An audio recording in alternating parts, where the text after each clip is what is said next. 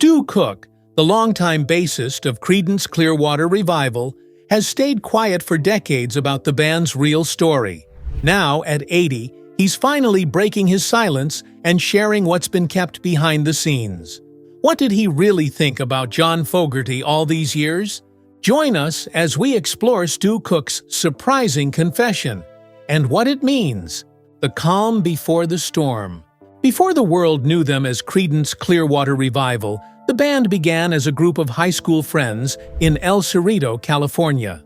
The original lineup included Tom Fogerty on lead vocals and rhythm guitar, his younger brother John Fogerty on lead guitar, Doug Clifford on drums, and Stu Cook on piano, who would later switch to bass. In the late 1950s, they played under the name The Blue Velvets. They performed at local events and small gigs, playing mostly instrumental songs and simple rock tunes that reflected their early influences like Elvis Presley and Little Richard. At this point, Tom Fogerty was clearly the leader. He was the oldest and had the most experience in the music scene. Tom was the one who pushed the group to record and seek a record deal. He also served as the frontman during their early performances. His passion for music and his determination to succeed helped the band stay focused in their early days. But things began to shift in the mid-1960s.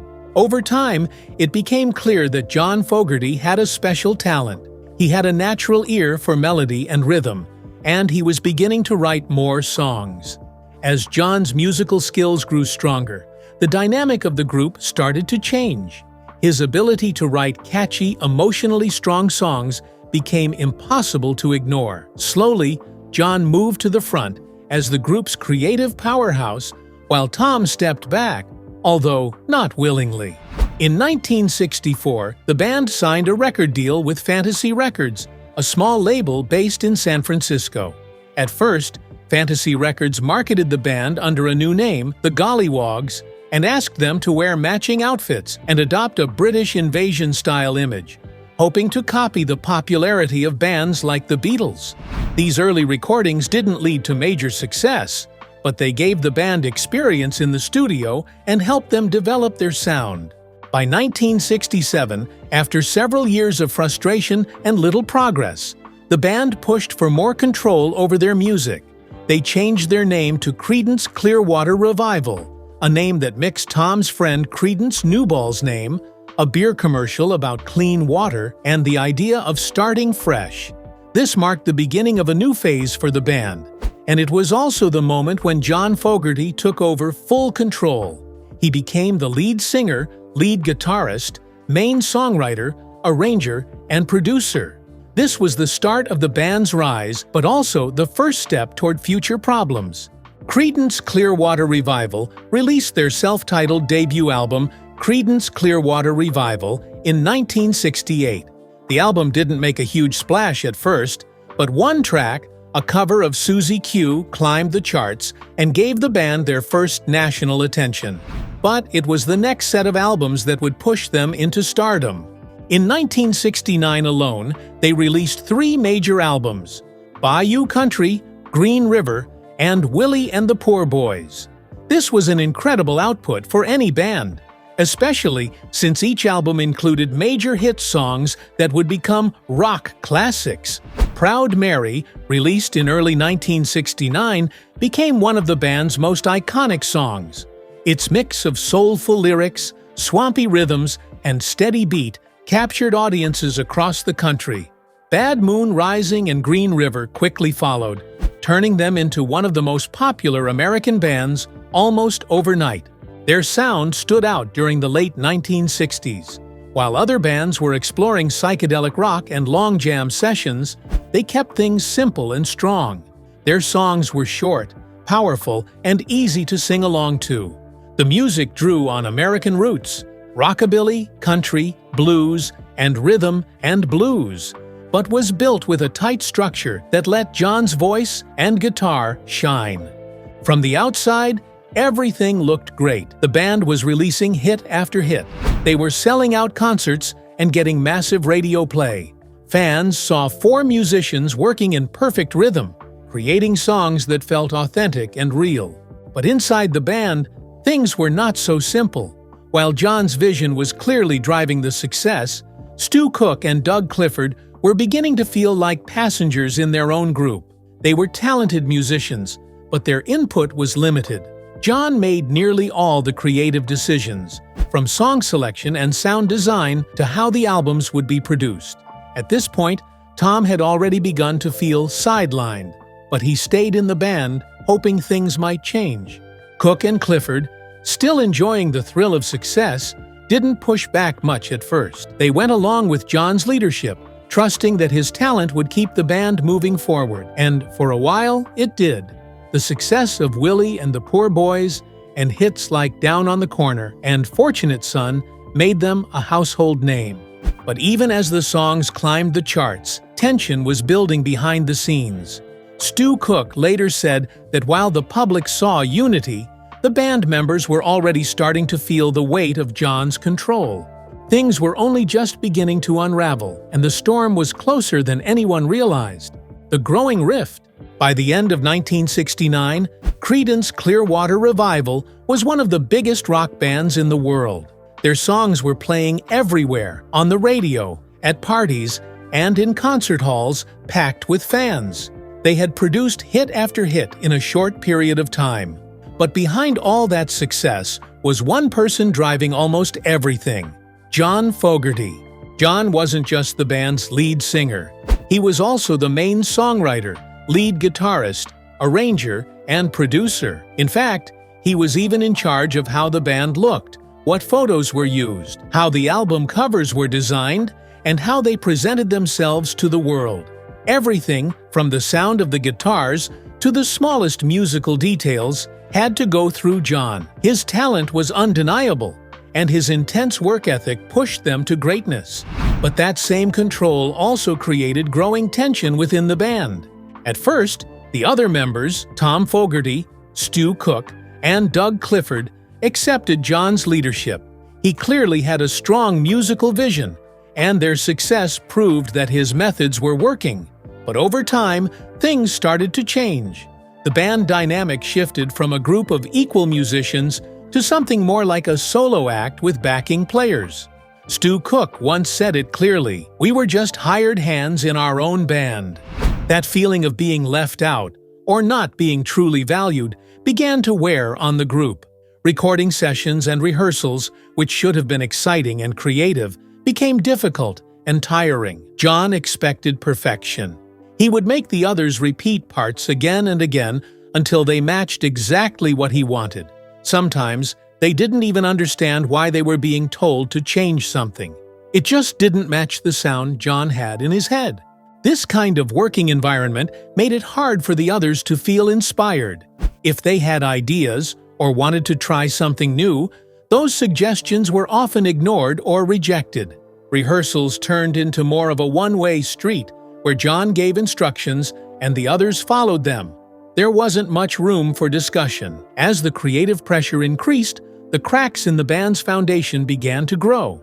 John wasn't trying to hurt anyone, but his intense focus and desire for control made it nearly impossible for the others to contribute in a meaningful way. He believed that if he let go of the reins, the quality of their music would drop. But that belief also came with a cost. His bandmates started feeling like outsiders in their own band. By the time they were recording albums like Cosmo's Factory and Pendulum, the creative split between John and the rest of the band had become very clear. Even though all four members were still showing up to play, the decision-making process was no longer shared. Every major musical choice, what songs to record, how to record them, and how they should sound, was made by John alone.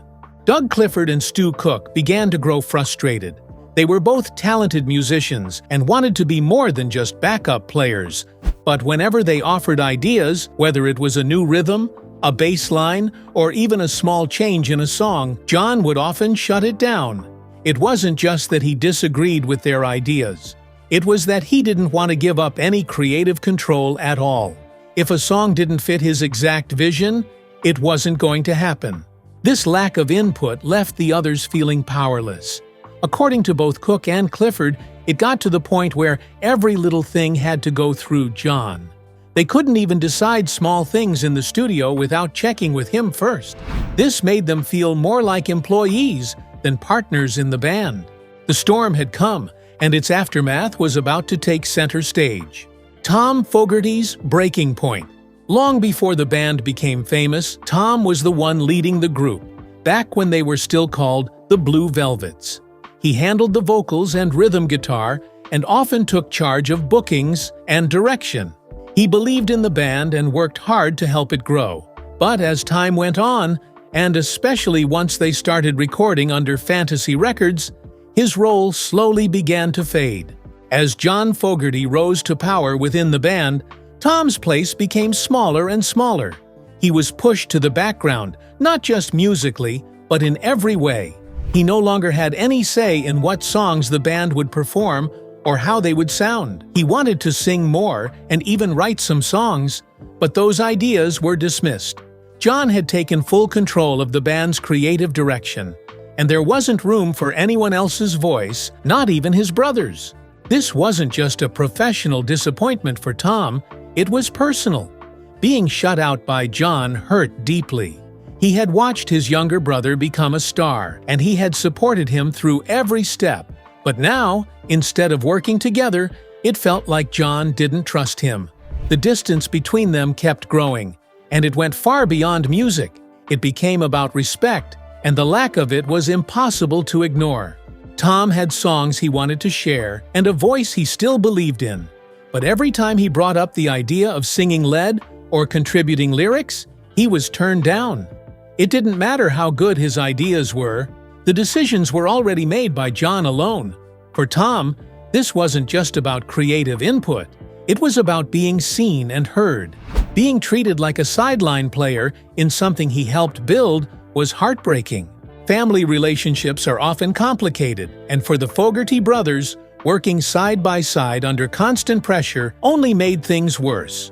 What could have been a powerful bond turned into a growing wall of frustration and silence. Tom didn't just feel like a background member in the band, he felt like a stranger to his own brother. By 1971, Tom had reached his breaking point. The situation had not improved, and the divide between him and John had only deepened. The lack of communication, the constant rejection, and the feeling of being shut out left Tom with a choice: stay in a band where he had no voice or walk away. He chose to leave. Tom's departure shocked fans, but to those inside the band, it was something they had seen coming. In private, Tom finally confronted John. According to those who knew about the conversation, Tom said something simple but powerful: "I can't stand being controlled anymore." He wasn't angry or dramatic, just tired and done. Years of feeling ignored and powerless had taken their toll. John's reaction to Tom leaving was cold and distant. There was no effort to convince him to stay, no heartfelt talk, and no apology. Instead of trying to patch things up, John let him walk away without a fight. It was as if the personal bond that once existed between them had completely faded. This moment was more than just a band member quitting, it was a major turning point. Stu Cook later said, "Tom leaving was the wake-up call we all ignored." That statement carried a lot of weight. It meant that the problems were no longer just creative disagreements. They were tearing the band apart from the inside. Tom's decision to leave should have sparked change, but it didn't. The rest of the band continued forward, hoping to keep things going, even though something important had been lost. Tom moved on to a solo career, recording several albums on his own. He didn't achieve the same level of success that they had, but that didn't matter to him as much. What mattered more was that he finally had control over his own music. He could write, sing, and perform without having to ask permission. For the first time in years, he was free to be himself as an artist. Unfortunately, the emotional damage between Tom and John never truly healed. Their relationship remained strained for the rest of Tom's life. Despite being brothers, they never fully reconciled, even as the years passed. That lingering hurt was a sad reminder of how much had been lost, not just musically, but personally. Tom's departure marked the beginning of the end for them. Though they continued as a trio for a short while longer, the spirit of the band was never the same. The cracks had been there all along, but now they were fully exposed. Things were about to get even messier, and the final chapter was closer than anyone wanted to believe: Mardi Gras and the collapse. By the early 1970s, Creedence Clearwater Revival was no longer the unified group it once appeared to be. Tom Fogerty was gone, and the band was now down to 3 members: John Fogerty, Stu Cook, and Doug Clifford. The tension among them had not gone away. In fact, it was getting worse. John had maintained full creative control for years, writing all the songs, singing lead, producing the albums, and deciding almost everything. But, in a surprise move, he suddenly told Cook and Clifford that they would now have to contribute songs and sing them too. This decision came out of nowhere. John had never let the others have this kind of input before. So why now? Stu Cook and Doug Clifford were both caught off guard. They hadn't asked for full creative control, but they had always wanted a little more say in the process. Now they were being told they had to write songs and sing lead on an album. The sudden change didn't feel like a real invitation. It felt like a challenge. Stu Cook would later say that he believed John was setting them up to fail. He suspected that John wanted to prove that he was the only one who could really carry the band. Whether or not that was true, the outcome was a mess.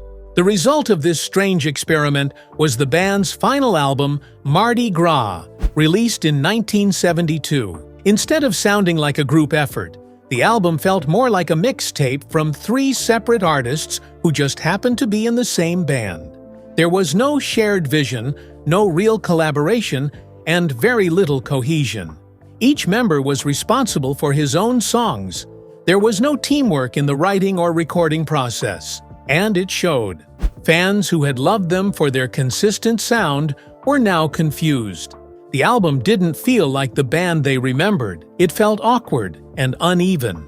One of the biggest issues with Mardi Gras was that neither Stu Cook nor Doug Clifford had much experience writing songs or singing lead vocals.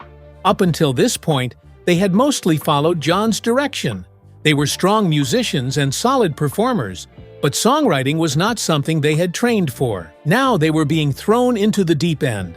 Doug Clifford wrote and sang 2 songs on the album, Tearing Up the Country and Need Someone to Hold. The tracks weren't terrible, but critics didn't think they matched their usual standards. They sounded like filler, basic rock songs without much depth or originality. Clifford did his best, but even he later admitted that the process was rushed and unorganized. The reaction to Mardi Gras was almost immediate and overwhelmingly negative. Critics didn't hold back. Rolling Stone famously called it the worst album ever released by a major rock band. Other publications used words like disaster, uninspired, and painful. For a band that had once been hailed as one of the greatest American rock groups, this was a dramatic fall. Sales of the album were lower than previous releases. It didn't produce many hits, and fans weren't as excited to see the band live anymore. The spark that had once made them great was gone. Even the most loyal fans could sense that the band had reached its end. Internally, the mood was no better. The recording process had been tense and joyless. No one was enjoying themselves.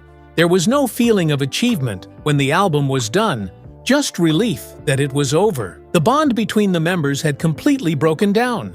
By October 1972, it was official. Creedence Clearwater Revival disbanded. There was no big farewell tour, no dramatic press conference. The end came quietly, as if the band just ran out of energy. After years of fighting, struggling for control, and trying to hold things together, they simply fell apart. The breakup didn't heal any wounds. The tensions between John and the others, especially with Stu and Doug, continued for decades.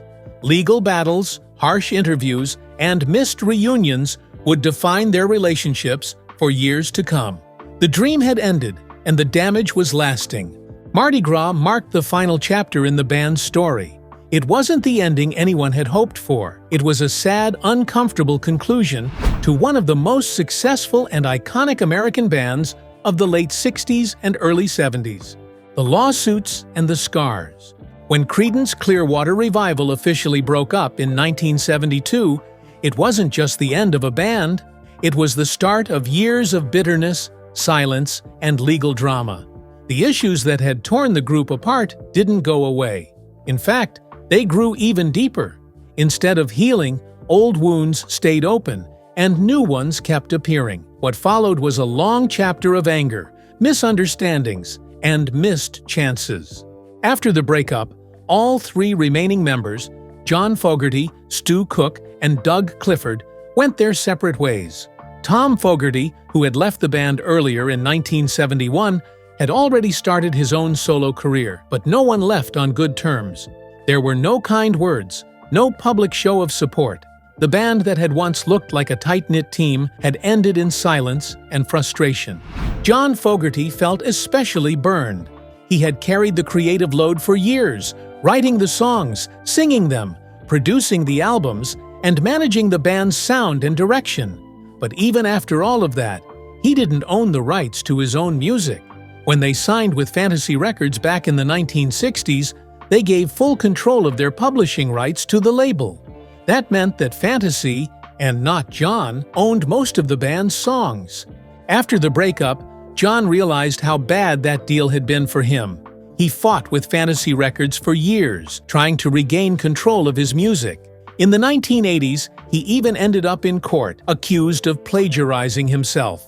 Fantasy claimed that one of his solo songs, The Old Man Down the Road, sounded too much like Run Through the Jungle, a song that he had written. John had to prove that he didn't copy someone else's work, because he was the original writer. The lawsuit eventually ended in John's favor, but it was a painful and confusing experience. As a result of all this, John refused to perform any Creedence Clearwater Revival songs for many years.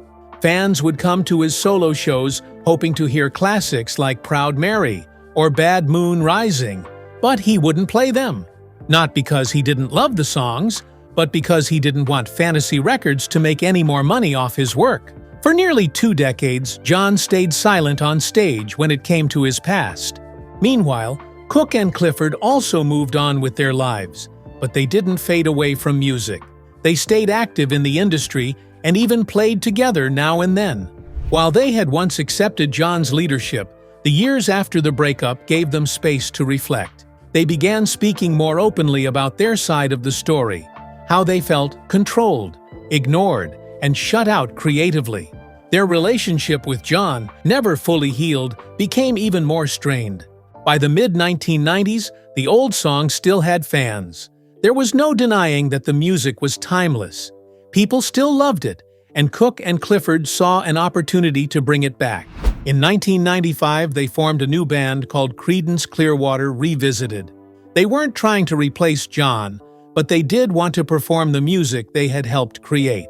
They hired new musicians, including a lead singer who could handle the old songs with power and respect. The idea seemed simple: bring the music of Creedence back to live audiences. But John Fogerty didn't see it that way. He saw it as an insult. To him, the use of the name Creedence Clearwater Revisited was too close to the original. He thought fans might be confused. He also didn't want people to think he supported or was part of the new group. So, he took legal action and tried to stop Cook and Clifford from using the name. The lawsuit didn't go in John's favor. The court decided that Cook and Clifford had a legal right to use a variation of their name. They weren't pretending to be the original band. They were simply paying tribute to it. And they had every right to perform the songs they helped create. Even though Cook and Clifford won in court, the lawsuit left deep scars. Any hope of a full reunion between the original members was gone. Whatever friendship had once existed between them had been buried under years of hurt and legal battles. Creedence Clearwater Revisited continued to tour successfully for many years, attracting fans of all ages, but they never reunited with John.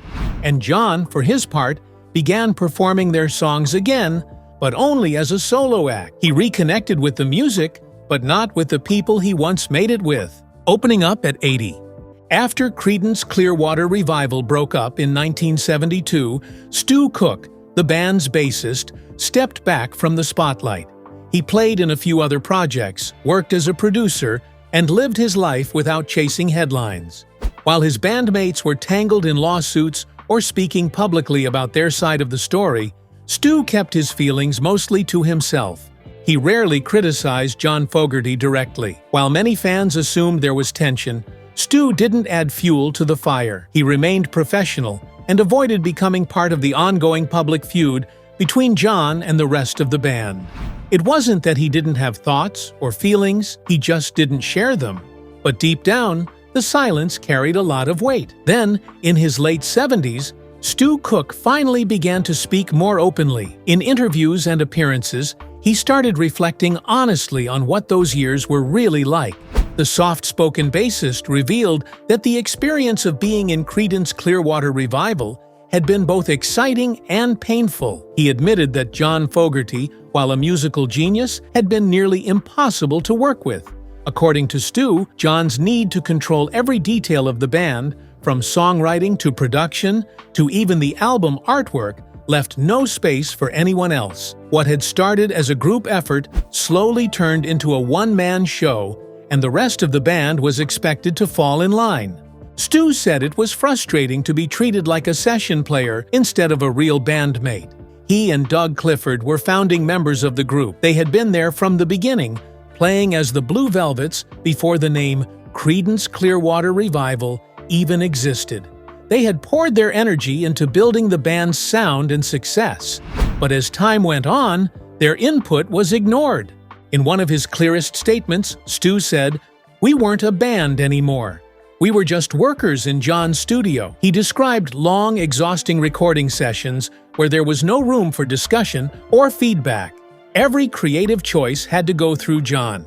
If anyone disagreed, they were simply overruled. For years, Stu had kept these feelings inside. But looking back, he didn't want to hide them anymore.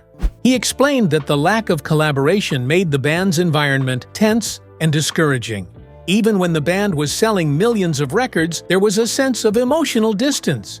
"We were playing music that millions of people loved," he said, "but we weren't really playing it together." By telling his side, Stu gave a voice to the bandmates who had once been pushed aside.